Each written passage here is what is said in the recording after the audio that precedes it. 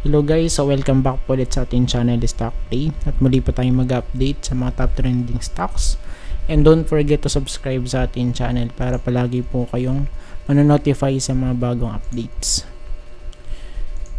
Ayan, let's start with dito may nabago lang na konti sa list natin, pero almost the same. May na-switch lang atang tatlo. Yan. So, tignan natin dito guys. So, as of now, yung sinabi nating retest, nangyari na guys dito guys, 2.2. Kasi ito yung niya, resistance So, ngayon, i-check natin dito guys, ayan sa daily chart. Kung ano yung nangyari. So, right now, nag-break out at nag-close dun, nag-retest, and ngayon kung titingnan natin, of course, nag-close dun sa may taas ng resistance or nung 200 day moving average, tas nag-retest dun sa next resistance, and ngayon the question is mag-extend pa ba? So, I think pwede na tayo mag-pull back dito since kung titingnan natin, overbought na to. Ayan sa daily chart yung ating indicator, RSI, and as well, of course, pwede na tayo magkaroon dito ng bearish crossover sa stock. So, ngayon, kung magpe-play out yun, pwedeng bumalik dito malapit sa may 200. 2.09 or 2.1 hanggang dito guys, I think. Somewhere here sa may 2.03. But remember, meron po tayo ditong gap up. So it means once na magkaroon ng pullback, baka kasi ma-fill to, So it means pwedeng bumagsak as low as dito yan guys, sa 1.9.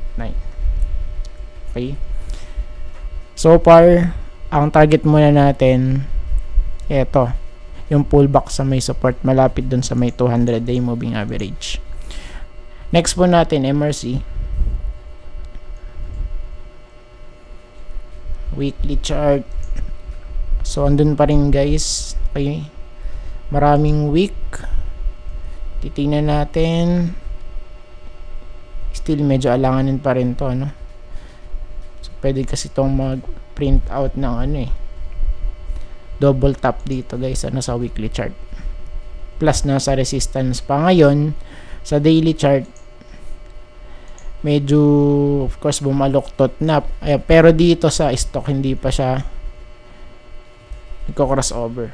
Ayan, of course pa crossover pa lang, and once guys na mag-crossover yan, of course maghanap na support to, it means pwedeng bumalik sa 0.91, yung sa may sinabi natin before, somewhere here sa area na to. Ayan. So sa ngayon, ang pinakamalapit na pwede natin makonsider na support dito, malapit sa may 200. 0.99 or sabihin natin malapit sa 1, and yung close niya sa 1.02. So yan yung dalawang support na natin dito na mino-monitor for MRC. So, sa ngayon, tingnan muna natin kung saan mag-hold. Ayan, sa may dalawang support na yun, Next natin, OGP. For OGP, guys. So, nag-retest na dito. Ayan, sa may sinabi natin support before. And the question is mag-hold. So, as of now naman, is medyo nag-hold. Ayan, pero tignan pa rin natin. So, dito medyo alanganin pa din, Ayan. Pero pwede naman to kasi mag-bounce agad-agad. Bounce play. If ever man, ang pwede nating i-target na dito next. Somewhere here sa 14.9. Ayan. Pero silipin natin sa, sa daily chart para mas ma-visualize po natin. So, sa ngayon, nag-hold naman dito kasi So this one is pwede natin ma-consider as a retest kasi nalaglag na di ba? So nalaglag, nag-bounce ng konti, ayan, and if ever man na ma-reject to, so possible malaglag dito guys sa area na to. Sa 14.95 ano. Support yan. And kasi dito titingnan natin may mga touches. So it means ito yung target once na ma-reject, no? Ayan, pero kung mag-hold naman, edi of course much better kung mag-hold dito tapos mag-rally. Ayan, pa-upside, no? PHR. Next po natin to for PHR. Let's see first yung sa weekly. Check natin. Retest lang din sa may previous bottom niya noong 2023. Pero sa part na to for PHR,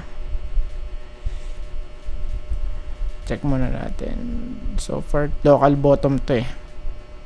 Yan, pero pwede pa rin yung pag-print ng panibagong ano, no? New bottom. Ayan. So for now, ano to, permanent, temporary pala. Ayan. So temporary pa to. So ngayon, if ever man na mag-rally, ang target natin, of course dito guys, 0.73 kasi dito before na reject eh. Ayun, no? Okay, katulad na to, nag-hold sa area na to, laglag, retest, rejected hanggang sa makabalik. So sa part na to, tignan natin kung same lang din mangyari. Okay, tas ma-reject, then breakout. Okay, ayan, para mas makita natin, i-check muna natin dito sa daily. Yes, pwede rin kasi may confluence. So, pwede mag-retest muna dun guys. Okay. So, dapat mag-hold to dito sa may support. Ano? Even though na medyo nag-bounce na. Pero once kasi na ano yan, bumagsak, dapat mag-hold. Kasi medyo delikado kung hindi mag-hold dun sa may area na to. No? At wala naman na tayo ditong tinitignan support sa baba.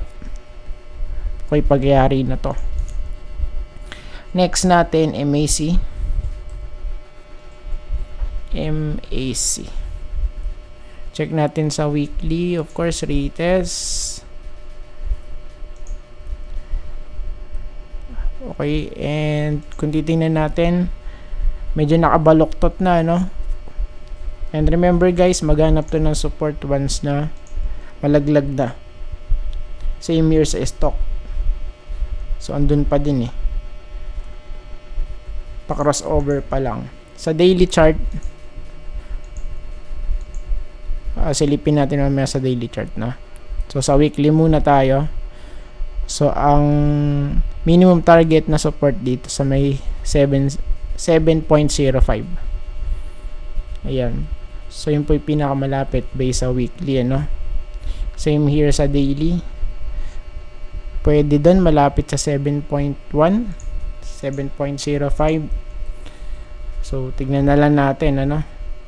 If ever na di mag-hold, ang next possible ito guys, 6.58, 6.6. Ayan, so pwede rin guys, no, for MAC. Then yung last, ASEN. Check natin. So sa weekly, of course still sa support.